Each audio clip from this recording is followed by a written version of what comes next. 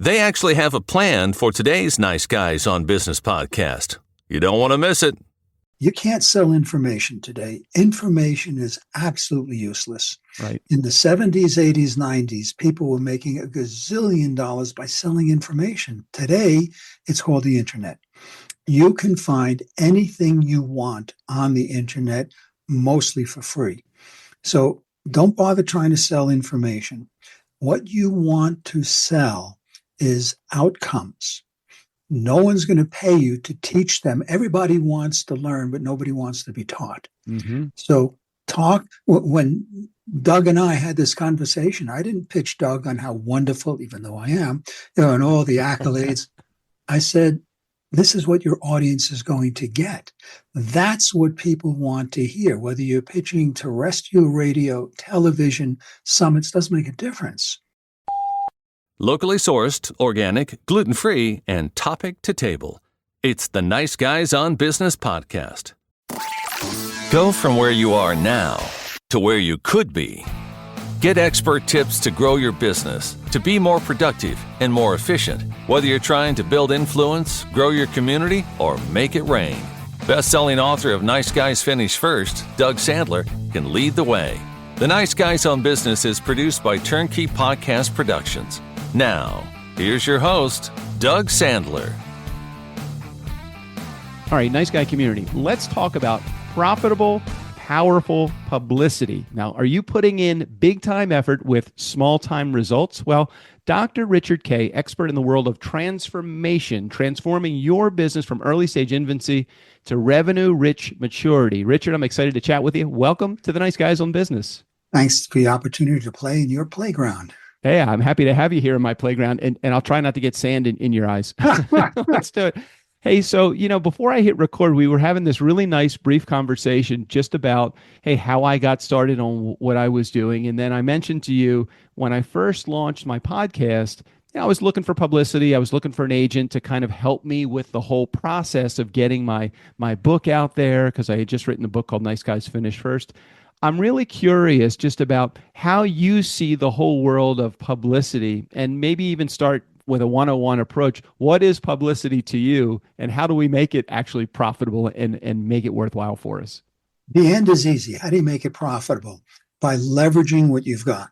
And ladies and gentlemen, hang around, because later on you're going to get a gift. And you're going to learn how to leverage what you've got. Come on, that's a teaser. No guests come on here and do teasers. I love the fact that you even teased it for me. I don't even have to work hard here. I'm just going to sit back and have a great conversation with you. All right, keep talking, Richard. I like what you're saying. Decades ago, when I was at Northeastern University as a student, I remember a magazine, and it was called Playboy. I don't even know if it's around anymore. And there was a cartoon.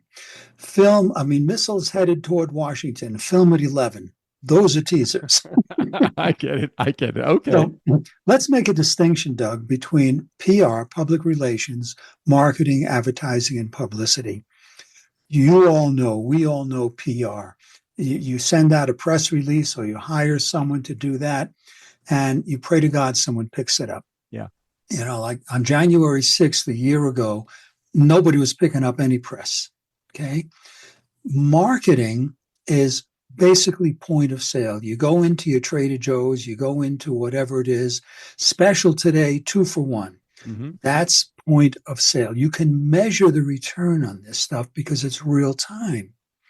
Advertising, television, radio, newspapers, whatever it is, you can measure ROI. Again, return on investment, because you put something out and either sales happen or don't.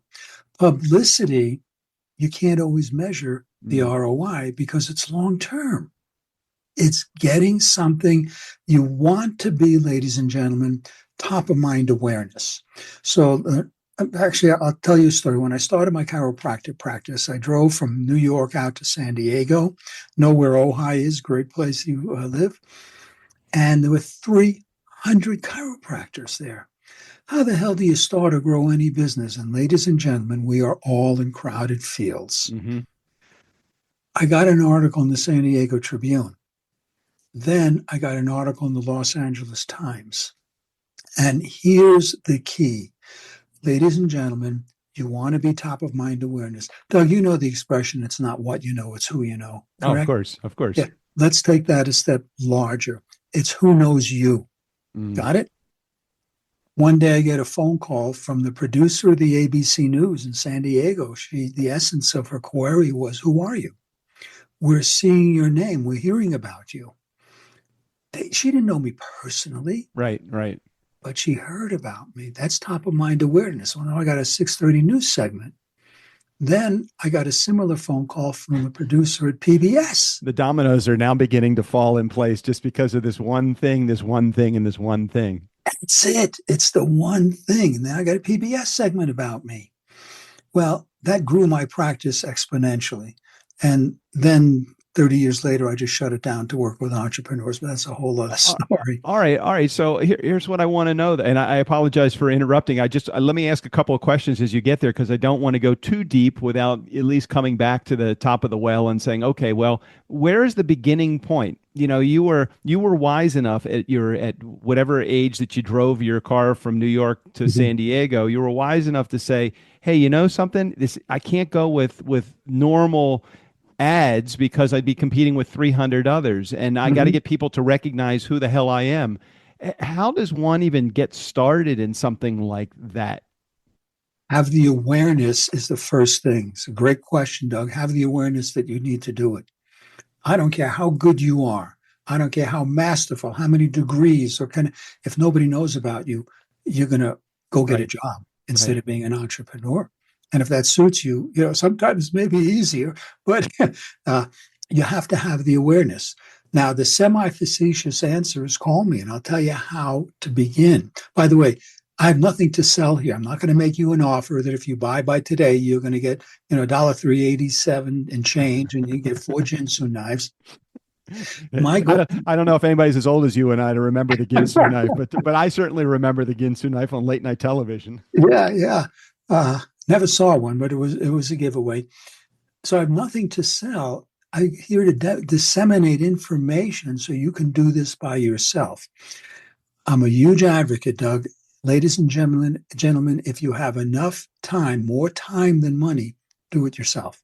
Right. If you have more money than time, then you engage in an organization such as Top Talent Agency to get you out into the world. And we guarantee results, which is different. So let's talk about different platforms if we could for just a second. So, Sure. Technology is different today than it was 30 years ago when you were starting. Local ABC affiliate would be a good place to go, 30 years ago. Nowadays, it's, it could be potentially influencer marketing on social media. It could be a well-placed ad. I mean, so talk about where should people think about landing when it comes to making sure they're exposing their message to the right audience? If you want to know where to land, where to be, find your target audience. How do you find it? I'm going to do a sidebar here. Yeah. You can't sell information today. Information is absolutely useless. Right. In the 70s, 80s, 90s, people were making $1 gazillion by selling information. Today, it's called the internet. You can find anything you want on the internet, mostly for free. So don't bother trying to sell information. What you want to sell is outcomes.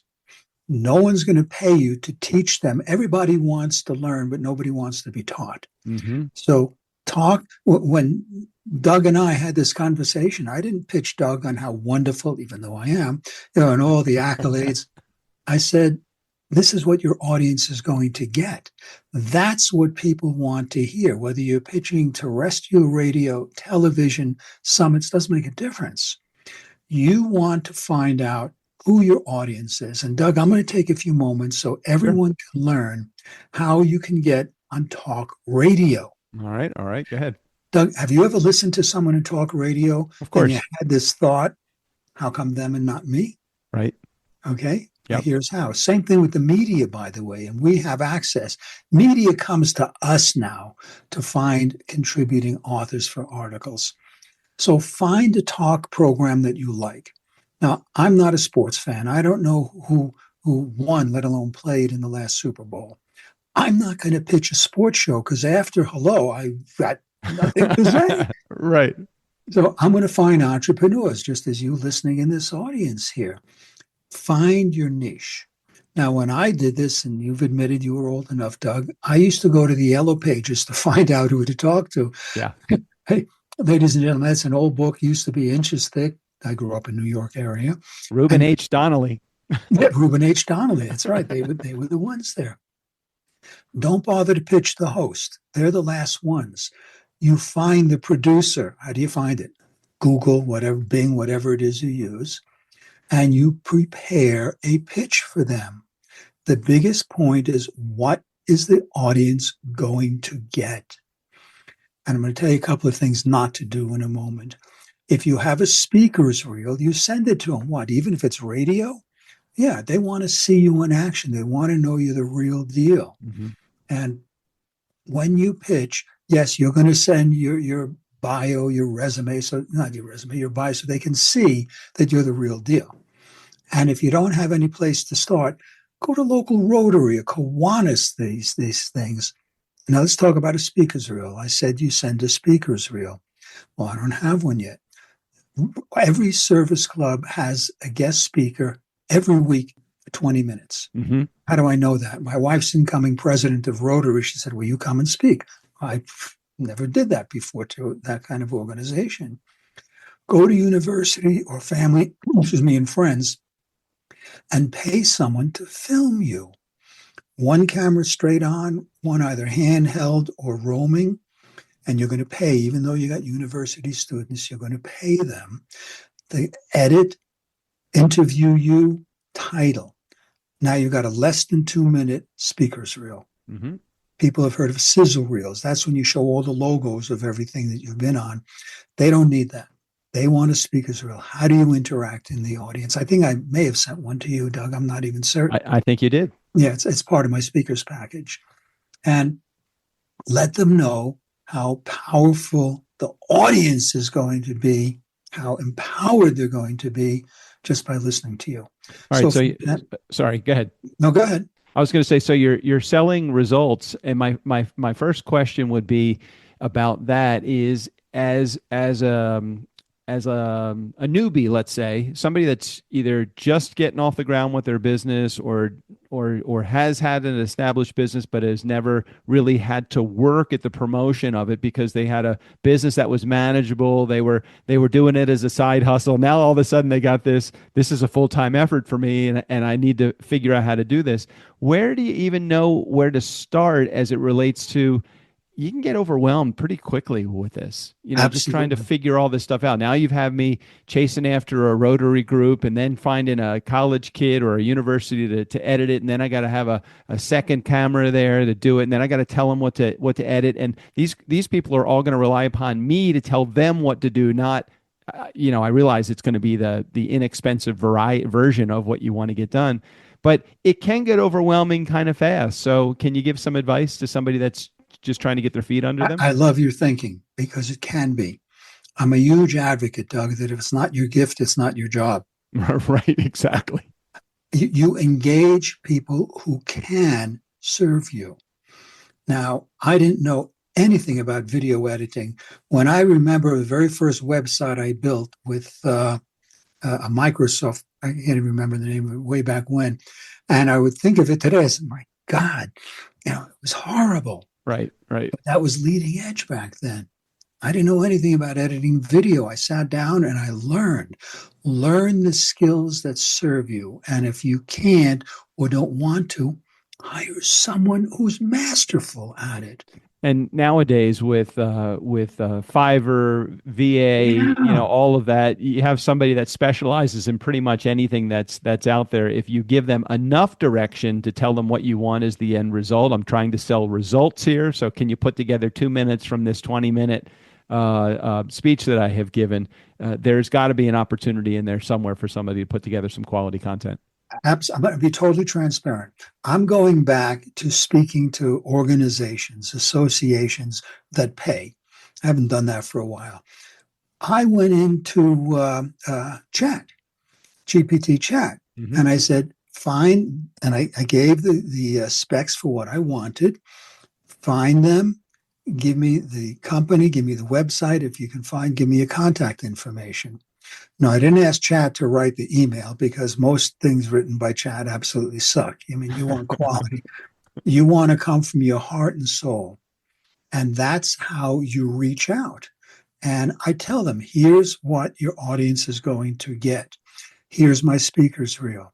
Here's my website. Here's my information. And I tell them I have nothing to sell, not in those kinds of environments. So find the people who can serve you and be careful.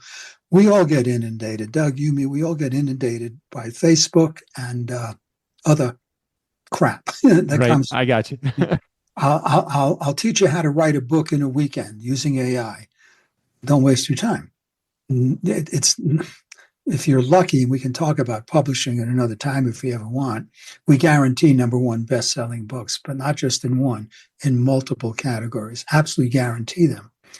We get you to a place where you say, I'd rather do my thing.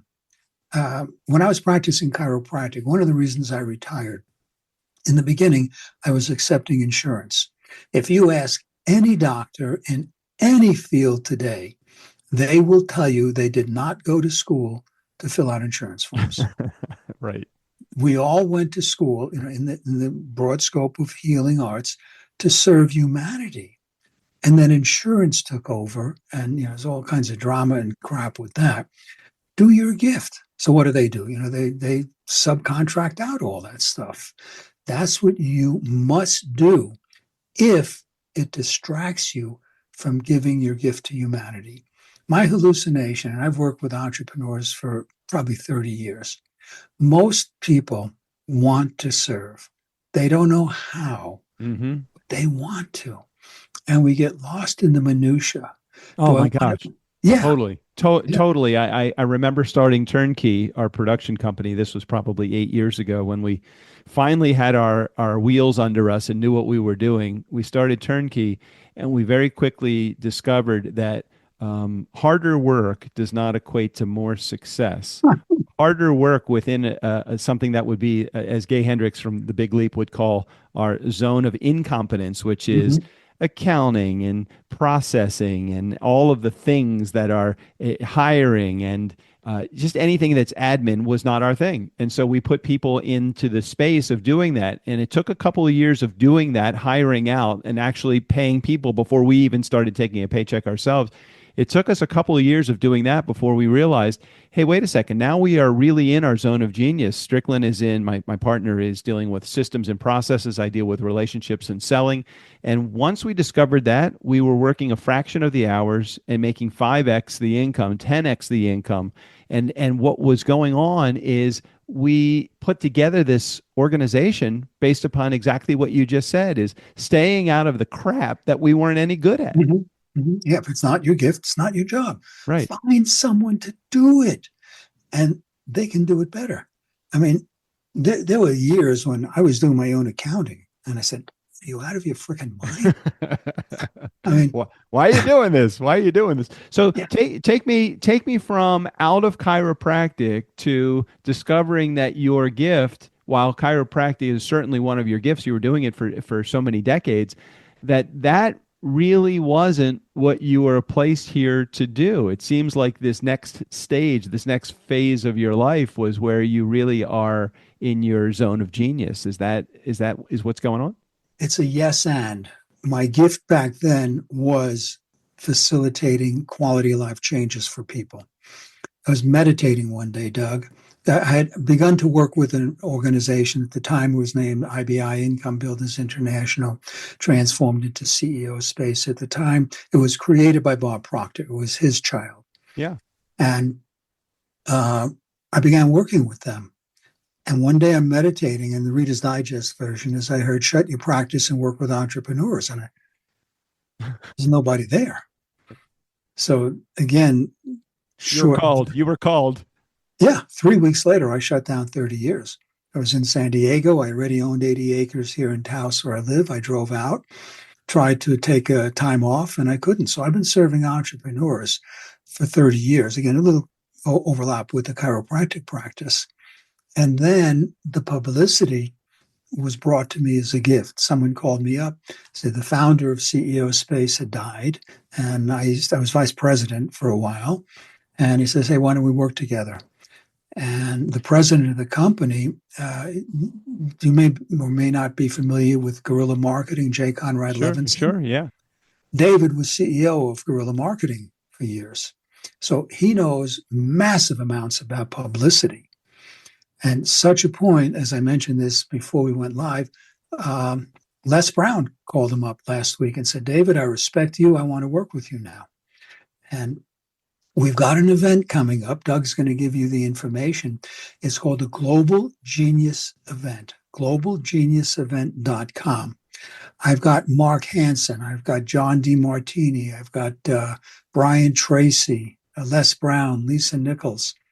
And it's free. Come and play, network. There'll be networking, hang out. You know this, so I mean, I'm just going to be redundant to you, Doug, but you got to hang out with people much smarter than you. I love that you're saying that, and I love the fact that so many of those names are household names in the world of motivation, inspiration, selling, leadership. I've had a really wonderful opportunity to meet several of those people that are on that list that are going to be speaking, whether I've been in an audience with them or done partnership efforts with them. Brian Tracy's son, Michael, and I were working on a book together, and we started, and we discovered other avenues for us to explore opportunity together. And that's the magic sometimes of going to these summits and meetings where, well, what am I going to do? What's going to be sold to me? Don't worry about that. If you're not in a position to buy, well, you're not going to be sold anything. But go with the opportunity that you potentially could meet someone or a group of people, or find a leader that you can follow, or a mentor that will mentor you. Any of those things are opportunities, and I would highly encourage you to take advantage of Richard's summit. And I'll put a link in the show notes for that. But that wasn't even the gift that you're going to give him. I think you have another gift that you're still going to give, right? I have a gift. I'm going to give you a reference for it. I talked about my article in the Los Angeles Times. I still leverage it. How? It was 35 years ago, because I'm talking about it and giving you an understanding of how powerful. So, ladies and gentlemen, go to richardkaye.com, RichardKaye.com/leverage. And you'll download it. That's 5.5-minute video on how to leverage things. And I'm going to give you one of the examples that's given in that video. I was thrilled to be awarded the White House Presidential Lifetime Achievement Award. It's like, how do you guys even know? You know? That's part of my email signature. And sometimes people look at that and say, "Oh my God, this guy's really out there."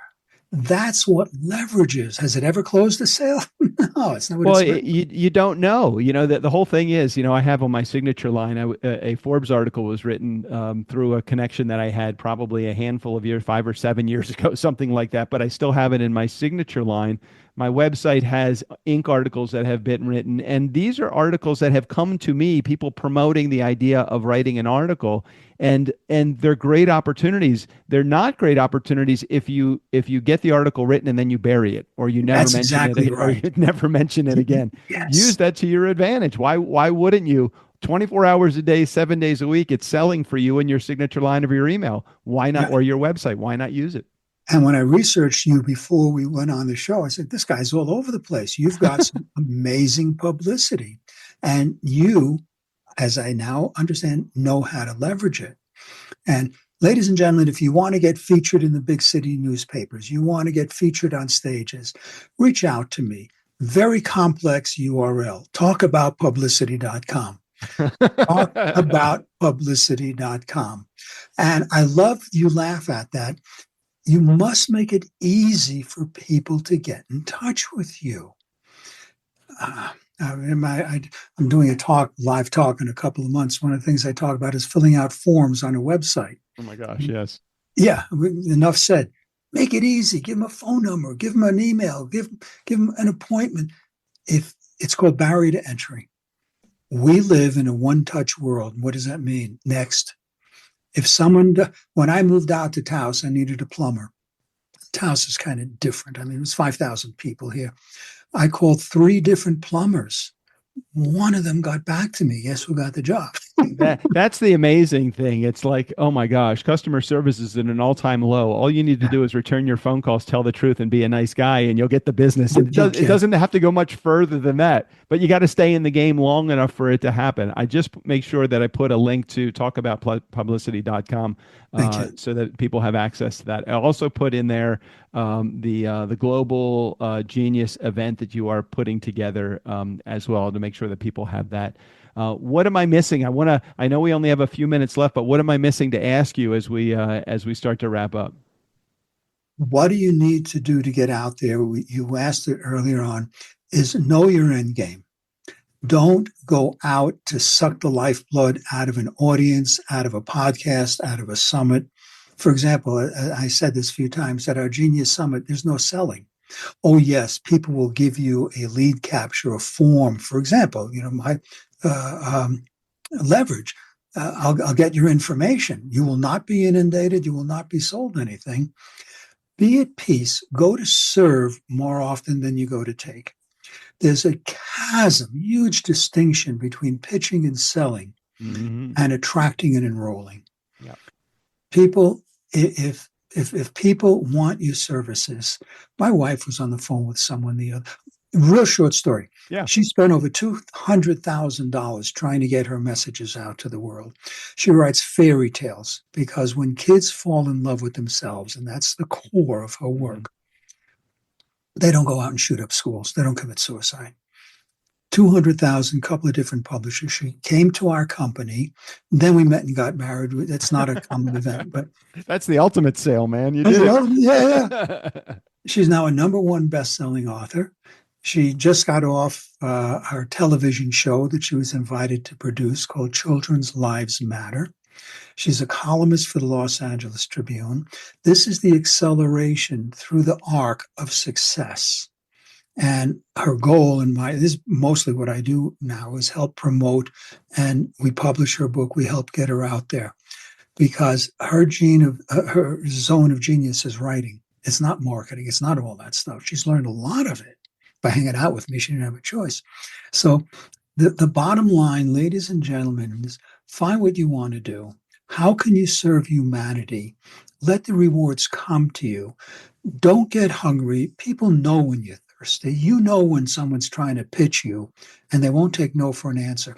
I teach programming negotiation. Angel asked me the other day, who's the best negotiator? I said, a 2-year-old. True. They never say no. They're persistent.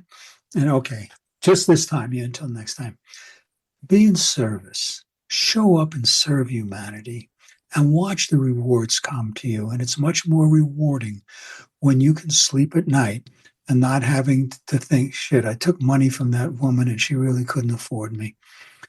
Play at a higher vibration. Help raise the vibration of humanity and you'll win more. Amen, brother. You're talking at the right frequency now, and I'm hearing what you were saying. So thank you for being on the show, and we'll make sure we get all of your information to our Nice Guy community. Thanks, Richard, for being here. Thanks for the opportunity, Doug. Hey, Nice Guy community, never underestimate the power of nice or the power of a guy like Richard Kaye doing his thing for you for unparalleled success. All of his information will be right there in the show notes. Just go ahead and click the link. Steve O'Brien, go ahead and take us out of here. For the Nice Guys on Business, I'm Steve O'Brien.